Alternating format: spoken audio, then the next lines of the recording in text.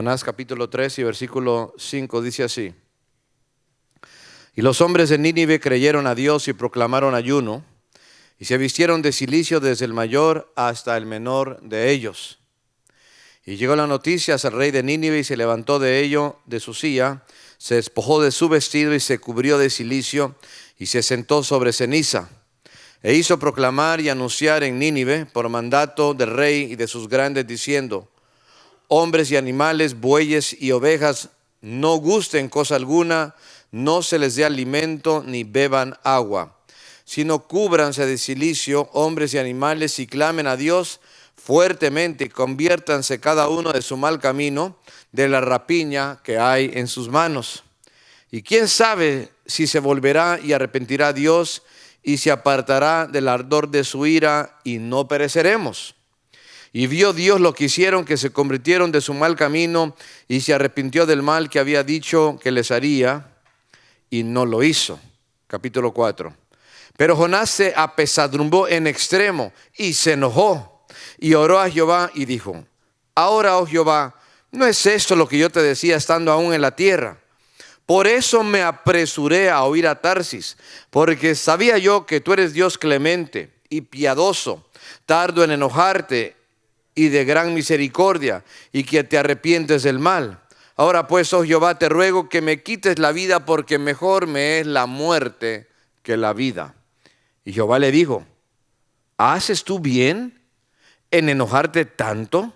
Y salió Jonás de la ciudad y acampó hacia el oriente de la ciudad, y se hizo ahí una enramada y se sentó debajo de ella a la sombra hasta ver qué acontecería en la ciudad. Y preparó Jehová una calabacera, un árbol, la cual creció sobre Jonás para que hiciese sombra sobre su cabeza y le librase de su malestar. Y Jonás se alegró grandemente por la calabacera. Pero al venir el alba del día siguiente, Dios preparó un gusano, el cual hirió la calabacera. Y aconteció que al salir el sol, Dios preparó un recio viento solano, y el sol hirió a Jonás en la cabeza, y se desmayaba y deseaba muerte, diciendo: mejor sería para mí la muerte que la vida. Entonces le dijo Dios a Jonás: ¿tanto te enojas por la calabacera? Y él respondió: mucho me enojo, hasta la muerte. Y dijo Jehová: ¿tuviste tú lástima de la calabacera, en la cual no trabajaste ni tú la hiciste crecer, que en espacio de una noche nació y en espacio de una otra noche pereció? Y no tendré yo piedad de Nínive, aquella gran ciudad, donde hay más de 120,000 personas que no saben discernir entre su mano derecha y su mano izquierda, y muchos animales. Todos hemos escuchado y leído acerca de la historia de este varón llamado Jonás. Jonás fue un hombre que, aunque era profeta y amaba a Dios, en un momento de su vida se dejó cegar. No por una persona, pero por una situación en su vida. Él llegó a tener gran amargura contra el pueblo que vivía en Nínive. Y el día de hoy yo les quiero predicar acerca de la amargura, del resentimiento que a veces, hermanos, llega aún a nuestras vidas. Y quiero compartirle eso, porque eso era un punto ciego en la vida de Jonás. Aunque él sabía que estaba muy enojado, pero no se daba cuenta cómo ese enojo, y aún llegó a ser una amargura, cómo eso había estorbado en su vida espiritual. Y eso también llega a estorbar nuestras vidas y nuestro crecimiento espiritual. He venido predicando ya por unos 4 domingos acerca de los puntos ciegos en nuestras vidas, y a veces no nos damos cuenta lo que hay en el punto ciego, como cuando vamos manejando, no nos damos cuenta si viene un vehículo por aquí atrás. Y qué bueno cuando alguien nos puede decir: cuidado, no te cambies de carril, hay alguien ahí, tú no lo ves, pero yo lo veo. Y qué bueno tenemos la palabra de Dios que también nos señala y nos aclara cuando hay un punto ciego en nuestras vidas. Hemos leído en nuestras vidas cristianas de cómo Dios llamó a Jonás a que fuera a esa ciudad malvada llamada Nínive, para advertirle a la gente de ahí que se arrepintiera de su gran maldad. De otra manera morirían por sus pecados. Y hubiéramos pensado que Jonás hubiera subido al barco e ir rumbo a Nínive, pues era profeta de Dios. Pero hizo todo lo contrario, se subió a un barco y se fue en dirección contraria, porque él no quería darles el mensaje a la gente de Nínive. De alguna manera él llegó a pensar que él podía escaparse o correr de Dios y de los planes de Dios. Pero Dios tenía otro plan. Dios tenía otro pensamiento, a modo de que lo que pasó fue que Jonás terminó en la panza de un gran pez. Lo que pasa es que el bote donde él había subido ya andaba en el mar y llegó una grandísima tormenta. De manera tan inesperada, los marineros se espantaron y no sabían qué hacer. Y empezaron para poder alivianar la carga que había en el barco, empezaron a tirar los costales de comida, de arroz o de frijol o de café, porque alivianando la carga sería más fácil que el barco aguantara la tempestad y no se hundiera. Cuando ya aliviaron toda la carga, ya no había más mercancía para aventarse, preguntaron pues, qué podíamos hacer y qué más hacer. Y fueron a buscar a Jonás, que se encontraba, hermanos, en la parte baja de la barca, dormido. En vez de estar orando a Dios en el momento, el tiempo de la tempestad, estaba dormido. Yo no sé si te encuentras en una tempestad, en una tormenta en tu vida. Y si te encuentras ahí, no es tiempo para dormirte.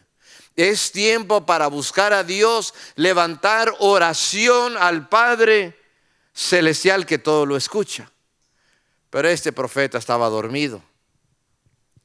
Resultó entonces que cuando lo despiertan, él dice: es mi culpa, no lo puedo negar, soy siervo de Dios, el Dios de Israel. Si ustedes me avientan del barco a la mar, créanme que todo se va a calmar. Soy el culpable.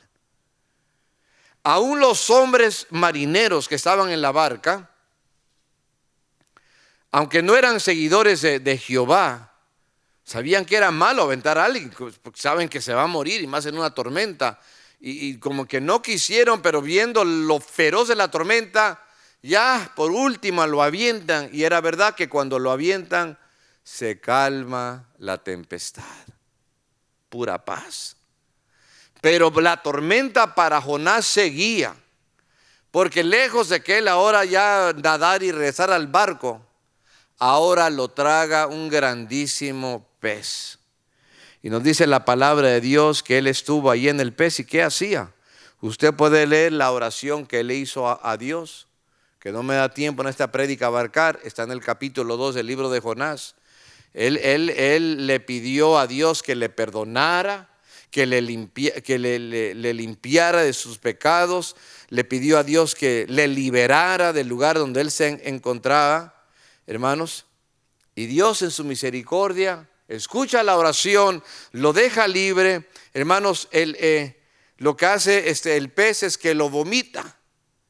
Y vomitado y todo, llegó a la playa ahí, pero llegó, hermanos, vivo, aleluya. No le hace, hermanos, si uno está vivo, aunque esté todo vomitado y lo que sea, hermano, pero está vivo, gloria a Dios, ¿verdad? Hermanos, y era la condición de Jonás. Y resulta, hermanos, que fue a lo que Dios le llamó.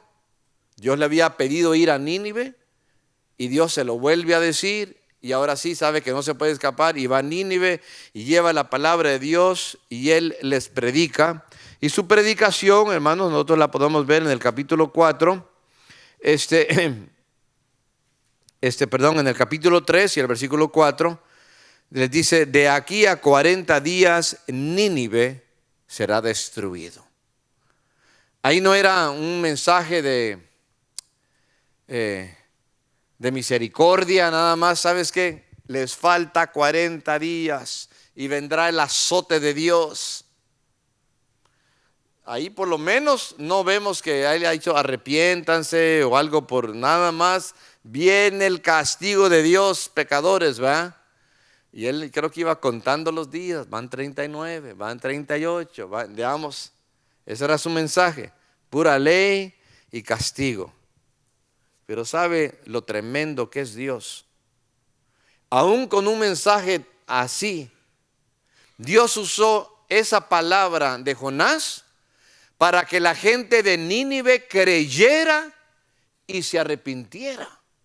Quedó conmovido el rey de Nínive y le dijo a todos los súbditos que todos iban a ayunar. Los adultos, los jóvenes, aún los niños, ni coman ni beban. No solo ellos, hasta los animales, las ovejas, los bueyes. Y hermanos, y resulta, hermanos, que a los 40 días nos damos cuenta que Dios ya los había perdonado.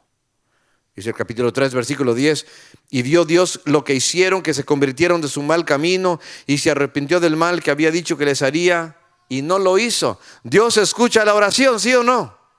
Y Dios aún puede usar, hermanos, al más sencillo predicador, hermanos, aún que estaba enojado con la gente. Este predicador que no quería ni que se salvaran, pero como que presionado por Dios, que ahora sí le había apretado las tuercas. Ok, le dio el mensaje, hermanos, y Dios se movió. Qué bueno es Dios. Pero había alguien que no estaba contento con todo y eso. Mire, casi que humanamente podríamos decir, bueno, que ahí termine el libro de Jonás, capítulo 3, versículo 10, la gente creyó, ¿verdad? Dios ya no los castigó, y colorín colorado, aunque de cuento no tiene nada, ¿verdad? Pero un feliz término de la historia, pero no, la historia de Jonás no acaba ahí. Y el capítulo 4 es un capítulo algo triste, pero triste para la persona de Jonás. Porque, hermanos, encontramos a un Jonás amargado, a un Jonás que odiaba a la gente de Nínive, deseando que mejor ellos hubieran muerto. Es más, en el versículo 2, él tiene la osadía, el atrevimiento, hermanos, de cuestionar a Dios. Hasta lo quiere regañar. En el versículo 2, en oración le dice, lloró a Jehová y le dijo, ahora, oh Jehová, ¿no es esto lo que yo decía estando aún en mi tierra? Por eso me apresuré a huir a Tarsis. Por eso me fui. Yo no tuve la culpa. No, yo sabía lo que iba a pasar. Esta gente se iba a arrepentir. Y como tú eres un Dios clemente, eres misericordioso, eres lleno de gracia, eres tardo para airarte, grande para perdonar, por eso me fui. Pareciera que ahora, según Jonás, que Dios había equivocado y que Jonás tenía toda la razón. Te lo dije, Dios. Está mal, tiene una mala actitud. Porque él no es quien querer corregir a Dios. No se puede poner al tú por tú, ni tratar de regañarlo. ¿Quién se cree? Lo que pasa es que estaba amargado. Él no estaba contento y él quería decírselo a Dios porque era un hombre amargado. La pregunta es, ¿por qué tanta amargura? Mire, Nínive era un lugar terrible con gente terrible. Era la capital de un imperio llamado Asiria en el Antiguo Testamento, perdón. En el Antiguo Testamento, por ejemplo, vemos a los asirios. Después de los asirios llegaron los babilonios. Después llegaron los medas y los persas. Pero hermanos, los asirios eran los más crueles y eran los más violentos. Y cuando ellos conquistaban a una ciudad, hermanos, no mostraban misericordia. Ellos eran terribles. Ellos no bastaba con que los mataran nada más, sino que los torturaban, y más si se resistían. Es más, hermanos, lo que ellos hacían, hermanos, por ejemplo, entre varios métodos de tortura, si tenían ahí colgado de un árbol o de un palo clavado a uno de sus de aquellos que habían conquistado, hermanos, les quitaban la piel, ¿verdad? De repente hay cocineros y están fileteando pescados, algo por el estilo, digamos, estos como que, por decirlo así, le hacían eso, pero a la gente, y le estaban quitando la piel, pero lo hacían de una manera que la persona lo está sintiendo y está vivo. Lo hacían de una manera que se prolongara, todavía tuvieran días así, viviendo así. Y hasta me da pena decirlo, pero para que vean qué tan crueles eran, inclusive ponían como unos palos con puntas así en lugares públicos, digamos, si había un camino de entrada para llegar a la ciudad, los ponían de punta y agarraban a los hombres que habían conquistado y los sentaban ahí y ponían el recto del hombre ahí y hermanos, y metido a través de sus órganos vitales. Y ahí se quedaban estos hombres nada más como gimiendo de dolor por unos 2 o 3 días en lo que se morían. Es decir, ellos estudiaban el arte, si se puede usar esa palabra, de la tortura. Entonces, si los asirios llegaban a la ciudad de uno, mejor me entrego, man, no me hagas nada, digamos, no me cortes los brazos y las piernas, no me, digamos, es decir, esa era la actitud de la gente. Entonces, por eso Jonás los odiaba. Porque se había escuchado cómo ellos trataban a la gente y en un momento, hermano, los asirios llegaron a los pueblos israelitas. Y a lo mejor Jonás, siendo profeta, tenía idea de que ellos llegarían algún día y decía, no, pues por amor a su pueblo y todo, quería que ellos mejor se murieran. Estaba él amargado y tenía sus razones, por así decirlo, y lo comprendemos, solo que la amargura es un gran estorbo para la vida de la persona que quiere caminar con Dios. Por eso el autor a los Hebreos dice en el capítulo 12, del 14 en adelante, las siguientes palabras: seguid la paz con todos y la santidad, sin la cual nadie verá al Señor. Ahora mire cómo empieza a detallar lo que hay que dejar para alcanzar esa santidad. Mirad bien que no sea alguno que deje de alcanzar la gracia de Dios, que brotando alguna raíz de amargura os estorba, y por ella muchos sean contaminados. No sea que haya algún fornicario o profano como Esaú, que por una sola comida vendió su primogenitura. Dios nos está advirtiendo de que hay pecados que lo que hacen es que nos roban de la gracia de Dios en nuestras vidas. Por ejemplo, en el versículo 16 dice que no haya algún fornicario entre vosotros. Ojalá que aquí no haya ningún fornicario, ¿verdad? Que yo lo sepa, no lo hay, pero ¿verdad? Bueno, ojalá y no. Que no vaya a haber ninguno, que no vaya a haber ningún profano como Esaú.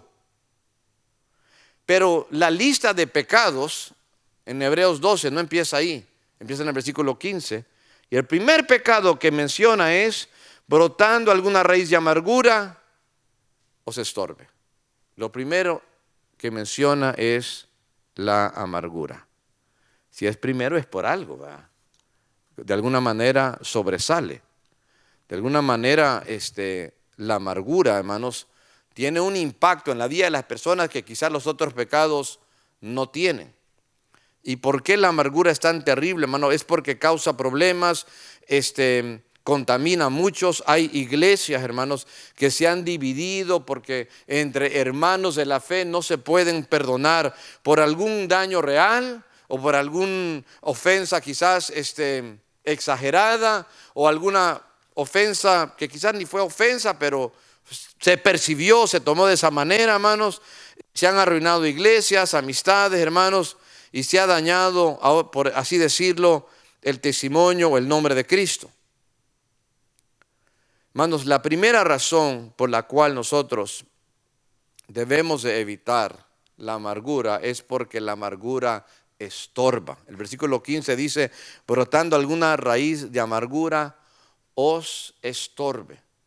Ahora, lo más probable, quiero pensar, es que aquí no hay ningún fornicario. Mi pregunta es, ¿habrá algún amargado? Aleluya, ¿verdad? Ojalá y no. ¿Verdad? Pero a veces el pecado, la amargura, es a veces como uno dice, pero es algo tan chiquito, mano.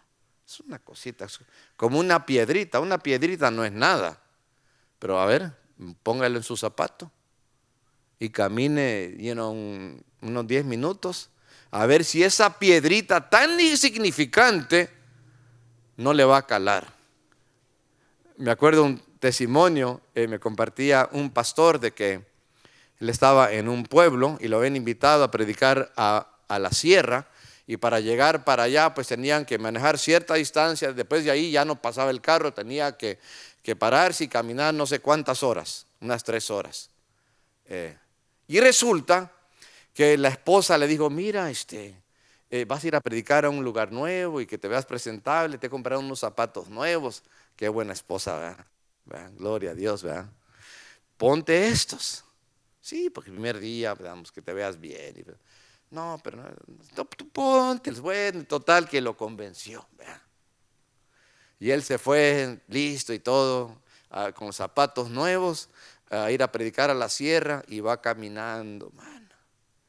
Y a los 10 minutos ya le está calando los zapatos, mano.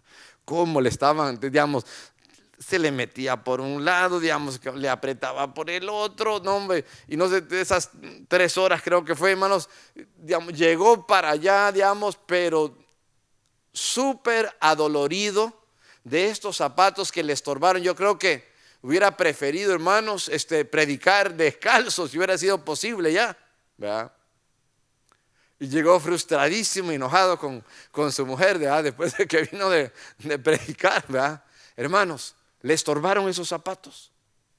Y aquí, hermanos, la amargura nos estorba porque podemos pensar que podemos llegar al culto y cantar, que podemos llegar y escuchar la palabra de Dios, que podemos estar orando y no pasa nada. Es una amargurita, pero no pasa nada. ¿Quién no tiene todo eso, hermano? Pero le estorba, dice la palabra de Dios. Le afecta en su relación con Dios.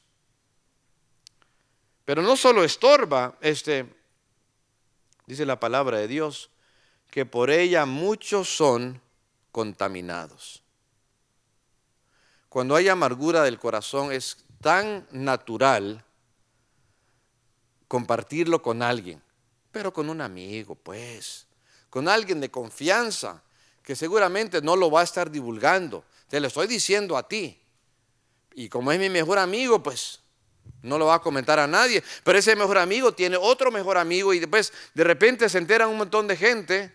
Y de repente, hermanos, ya no solo está estorbado el que está amargado, pero ahora ha contaminado a muchos.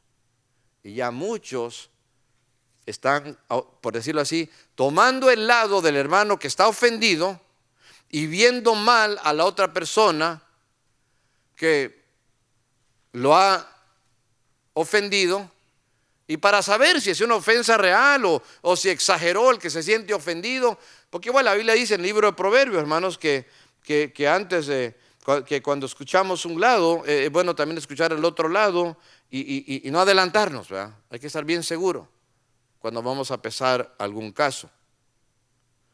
Pero es más, la Biblia dice que hay 6 pecados que aborrece Dios, y uno de esos 6 es hacer disensión entre hermanos, que haya división entre hermanos. Y esa disensión muchas veces se da porque en el corazón de alguien ha brotado una raíz de amargura.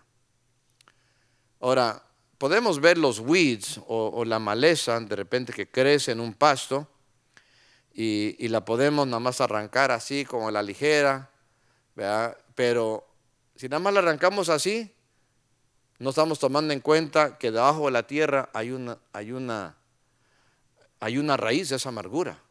Y de repente a mí el otro día estaba quitando una raíz ahí en la casa, digamos, una maleza, digamos, y, no, hombre, y cuando vi la raíz dije, no, hombre, esto tiene que ser con pala, porque la cosa estaba pero bien gruesa, mano. ¿Verdad? Eso es lo que no se veía. Y podemos ver al hermano, o el hermano lo puede ver a uno y puede decir, está bien, está tranquilo, es buen hermano. Pero lo que hay debajo de tierra o lo que está dentro del corazón, Dios lo ve. No se estorba, hermanos. Y va a estorbar a otros y va contaminando a otros. Hermano, estoy seguro que ninguno de nosotros quiere estorbar o contaminar la vida espiritual de otros. Y si usted está cargando una raíz de amargura, sabe que pida un consejo a un hermano que realmente sea espiritual, o acérquese al hermano pastor, o alguien que le pueda aconsejar. Pero si está buscando a alguien que nada más le dé de su lado y le diga que usted tiene razón y que el otro es el malo y cómo se atreve, yo soy de tu lado y cómo, no le está ayudando. Ni usted se está ayudando, ni le está ayudando al otro hermano. No haga eso, deténgase. Si usted no puede dejar de comentarlo, es porque usted está amargado. ¿Sí? ¿Quién? Usted, man. Dice, no, el que está a mi lado. Aleluya. Porque si no está amargado, no lo va a comentar. Va a hacer lo que dice el libro de Proverbios. Es la honra de un hombre pasar por alto la ofensa. Mi ofensa no es nada. Tenía un mal día. No, me dijo, sí, pero yo sé que anda de malas, algo le pasó. Y no lo va a comentar. Pero si está amargado usted, lo va a comentar. Se acabaron los amenes. Aleluya. ¿Cuándo dicen gloria a Dios? Pero hay una segunda razón, hermanos, que tenemos que tener mucho cuidado con la amargura, hermanos.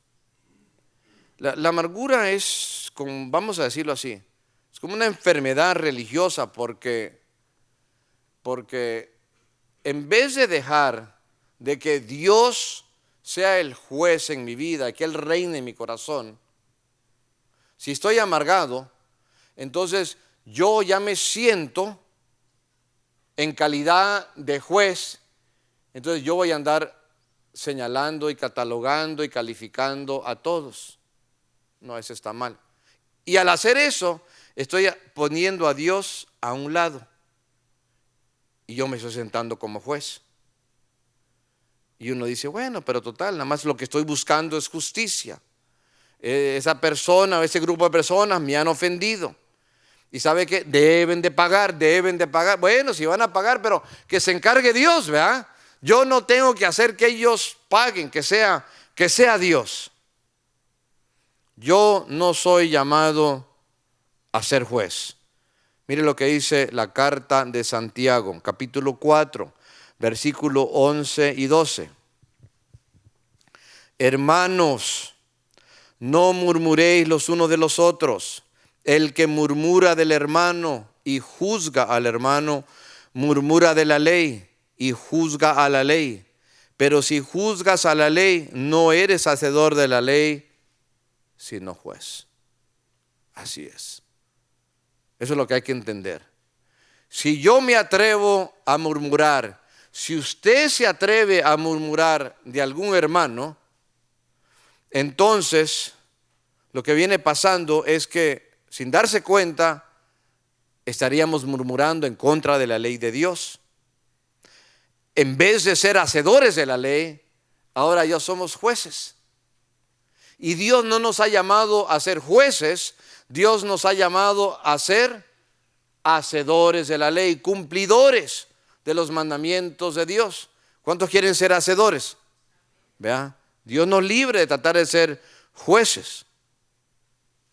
Hermanos, entonces es mucho cuidado, porque si esa raíz de amargura llega a realmente a tomar raíz en nuestro corazón, entonces estamos, por así decirlo, quitando a Dios del trono de nuestro corazón, y nosotros estamos queriendo tomar ese lugar y juzgar a aquellos con los cuales nosotros nos sentimos ofendidos. ¿Quiénes somos para juzgar a alguien? Aleluya. Que se encargue Dios, ¿verdad?, de juzgar. Entonces, estoy diciendo de que la amargura es un terrible pecado. Una, porque no nos edifica, realmente, hermanos, nos estorba y contamina a otros. Y en segundo lugar, hermanos, porque la persona amargada no le da lugar a Dios, a que Dios sea el juez, sino que hace que uno mismo sea el juez. Hermanos, yo entiendo a Jonás, él quería justicia, él no quería que este pueblo siguiera torturando y matando y haciendo tanta cosa. Era un lugar que necesitaba la gente ser ahora sí juzgada, pero ese acto de juzgar le pertenecía y le pertenece solamente a Jehová Dios, aleluya. ¿Sabe qué? La verdad es que a veces usted y yo nos encontramos cara a cara con esa emoción. Porque no hay ninguno de nosotros que no haya sido ofendido o que no hayan hablado mal de nosotros. Y aún pudiera yo decir que no hay ninguno de nosotros que en algún momento no haya hablado mal de alguien. Y si hemos fallado en esa área, hay que entender a los que también a esa área también llegan a fallar. Lo malo es que tendemos a ser resentidos cuando sentimos que alguien nos ha maltratado y nos sentimos tentados como a despreciarlos y aún a veces a llegar a desear que algo malo les pase. Ay, ojalá y que la paguen, ¿verdad? Alguien me dijo, hermanos, que la amargura es como cuando alguien está enojado y descontento a tal grado que no pueden olvidar, no pueden perdonar las cosas que les haya pasado en su vida. Y pasó el año y sigue reviviéndolo. Y pasó 5 años y sigue y lo está repasando. Hermanos, y pasan 20 años, pasa toda una vida y la persona sigue amargada. Dios te quiere hacer libre, aleluya. La amargura es cuando uno se aferra al enojo y al resentimiento.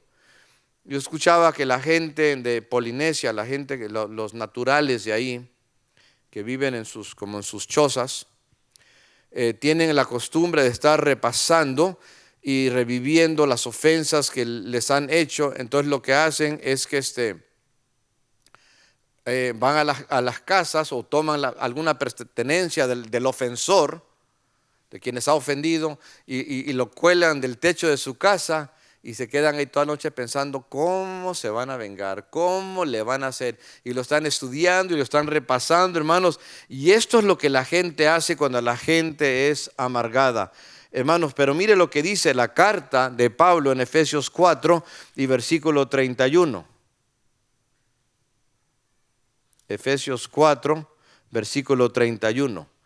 Quítense de vosotros toda amargura, enojo, ira, gritería y maledicencia y toda malicia. Hermano, hay que quitarlo, porque esto es como que algo que se nos quiere pegar. No sé si usted en este verano quizás ha ido a caminar y hay un bosque, hay plantas, va a la naturaleza, y no sé cómo se llama esta planta, pero hay unas cosas como que se le pegan al pantalón o a la ropa y uno lo arranca, ¿verdad? Hay que quitarlo, ¿verdad? Porque eso nos estorba. Hay que quitar la amargura de nuestras vidas, que no llegue a tomar raíz en nosotros.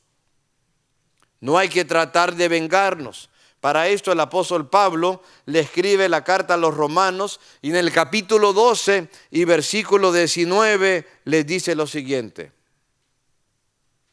no os venguéis vosotros mismos, amados míos, sino dejad lugar a la ira de Dios.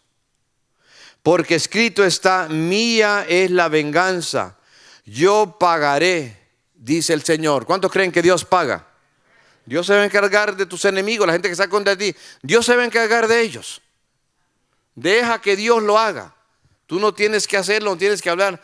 Dios va a obrar. Es más, en el libro de Proverbios nos habla también acerca de la venganza, en el capítulo 24 de Proverbios, y en el versículo 17, y dice así la escritura: cuando cayere tu enemigo No te regocijes. Ay, qué bueno que le fue mal. No te regocijes. Y cuando tropezare, no se alegre tu corazón. Ay, qué bueno que tropezó, ahora sí. ¿Verdad? No, dice, no te alegres. ¿Por qué? No sea que Jehová lo mire y le desagrade, y aparte de sobre él es el enemigo, su enojo. Entonces, si te vas a andar alegrando, regocijando que le ha ido mal al enemigo, quizás entonces Dios lo que haga es detener su castigo sobre el enemigo. Y era lo que querías, ¿verdad? Que Dios se encargara. Pero si te regocijas, Dios ya no se encarga. Entonces Dios le va a mostrar mejor misericordia. Entonces deja lugar a la ira de Dios para que Dios haga lo que Él quiera hacer.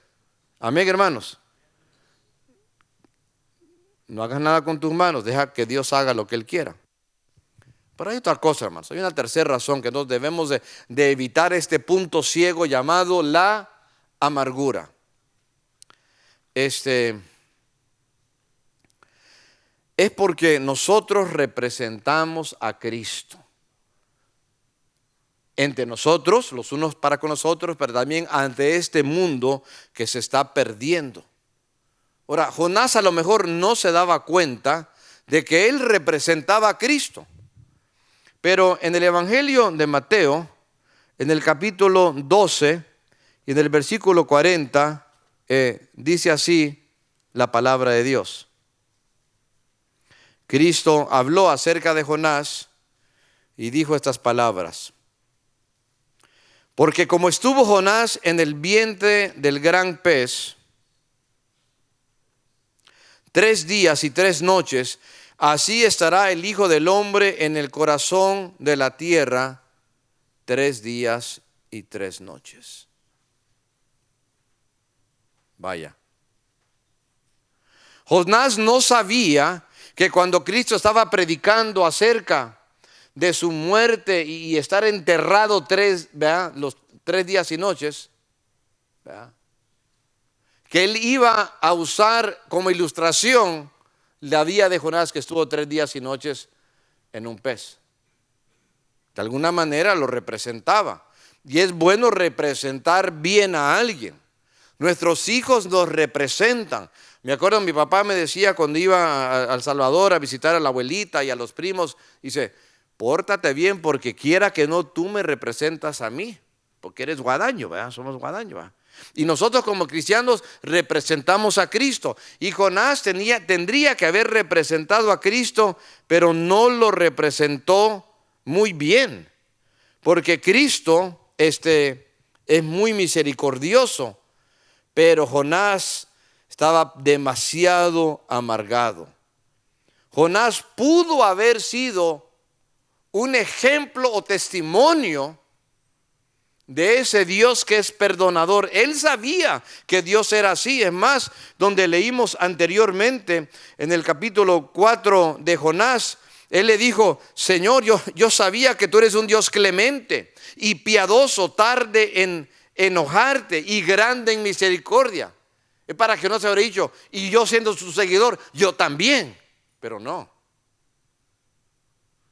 estaba él representando bien a su Señor.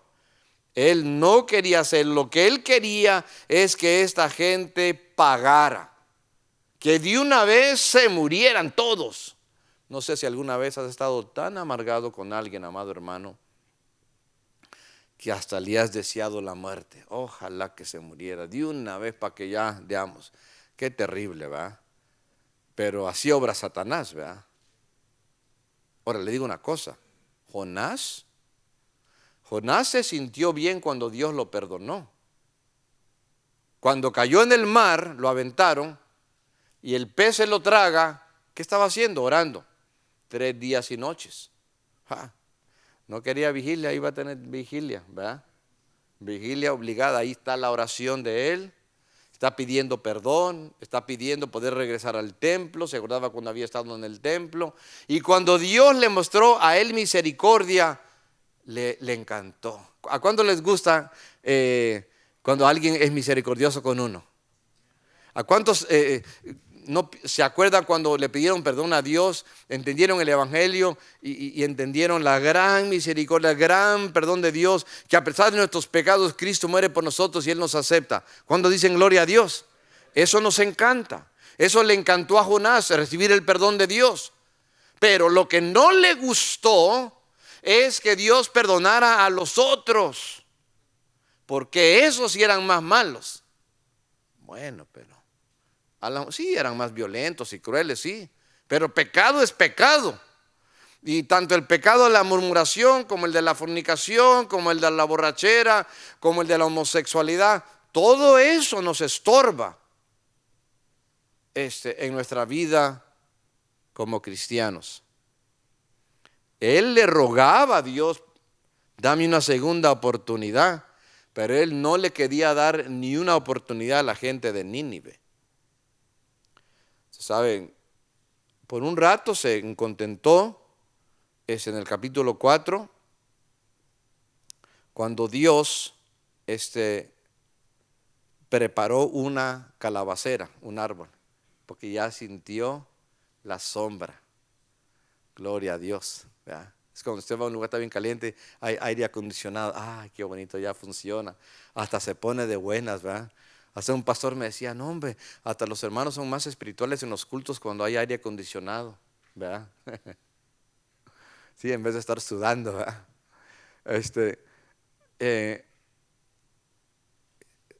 Pero el Dios que preparó el árbol, que le daba sombra a Jonás, también preparó un gusano. Hasta los gusanos lo prepara Dios. Ni una hoja cae del árbol, fue la voluntad de Dios. Y ese árbol viene y va a la raíz del árbol y se la come y el árbol se cae. Y otra vez se enoja Jonás, ¿verdad? Y luego, hermanos,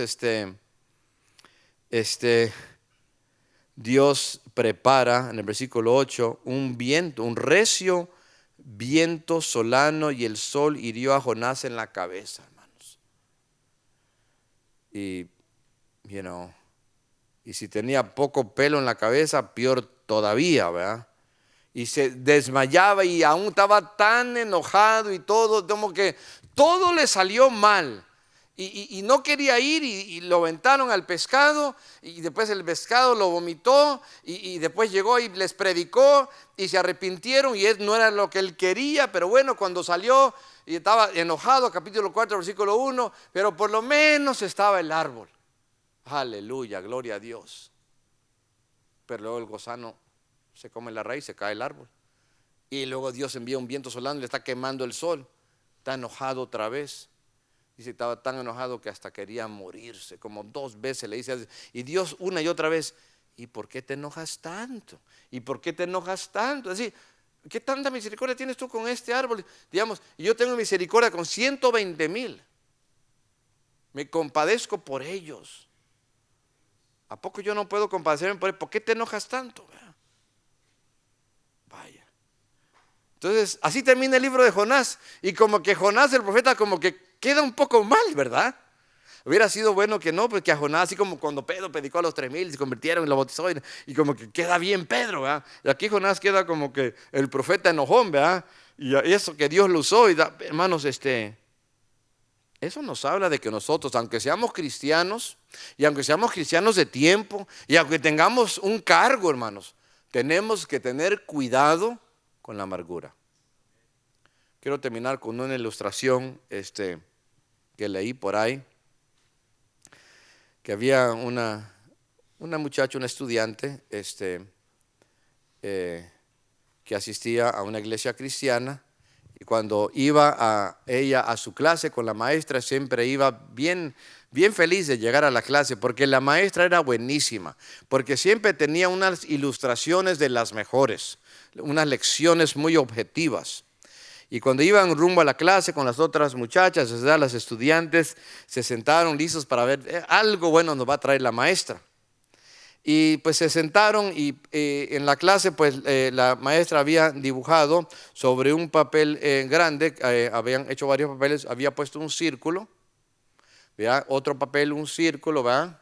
y le había dicho a los estudiantes que pensaran en alguien que les hacía enojar, alguien que los había amargado, que pensaran en alguien, y habían unos dardos por ahí y que se formaran en una línea y podían aventar quién sabe cuántos dardos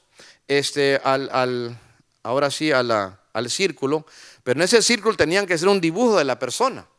Y después que hacen el dibujo, entonces ya le tiraban el dardo. Y la primera fue, y se acordó, era una muchacha que había tenido un novio y se acordó de una amiga que le había robado el novio. Y la dibujó, y quién sabe cómo la dibujó, y la puso ahí, y agarra los dardos, y agarró, no hombre. Bueno. Y el segundo estudiante vino y que estaba bien enojado con su hermanito, quién sabe qué le hizo al hermanito, y dibujó al hermanito y le aventó un montón de dardos, y no, basta que, bueno. Y así iban uno tras otro. Y esta muchacha que les contaba, ella era de las últimas, estaba en la fila, se acabó la clase y estaba enojada de que no tuvo la oportunidad ya no le alcanzó a ella el tiempo para aventar los dardos a la persona que la tenía toda amargada. Entonces al final de la clase la maestra le dijo, qué clase más rara, ¿verdad? Entonces al final de la clase la maestra levantó la hoja que había, y abajo lo que había era como un dibujo del Señor Jesucristo. Ahora yo sé que nosotros como cristianos no andamos con ídolos, ni andamos con todo eso. A mí no me gusta mucho que hayan así dibujos y todo eso, ¿verdad? Pero bueno, para entender la ilustración. Estaba un dibujo del Señor Jesucristo, y lo que no se dieron cuenta los estudiantes, que cuando enviaron tiraron los dardos, no solo traspasó el papel de donde habían dibujado a aquella persona que los había ofendido, pero también atravesó también la hoja donde estaba el dibujo de nuestro Señor Jesucristo. Y ahí estaba como con los ojos sacados y digamos, todo marcado su cara y cosas por el estilo, y se quedaron como... Y la maestra les dio el pasaje de Mateo 25, versículo 40, donde dice que así como le has hecho a uno de estos mis pequeños hermanos, así me lo has hecho a mí. ¿Vea? Entonces se acordaron, ¿vea?, de esa enseñanza. Y eso nos enseña que cuando nosotros murmuramos contra un hermano, estamos murmurando no solo en contra de la ley, como dice Santiago, sino contra el que creó la ley y nos dio la ley, que es nuestro Dios. Hermanos, pues ojalá que esta palabra quede en cada corazón. Y usted piense, si usted necesita perdonar, perdone. Perdone usted. Al perdonar usted no pierde, usted gana. Aleluya. Usted gana en vida espiritual. Usted ya no tiene estorbo.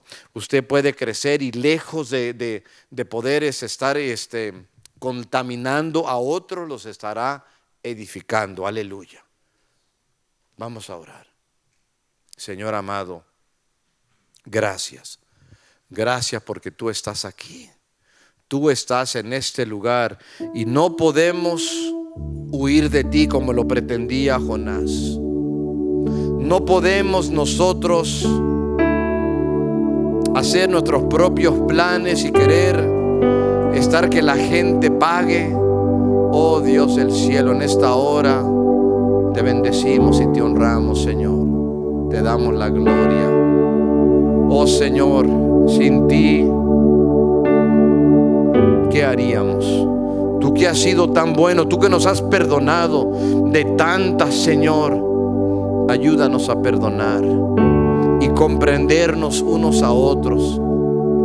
Glorifícate, Padre, líbranos, Dios, de la tentación de querer hacer nuestra propia justicia.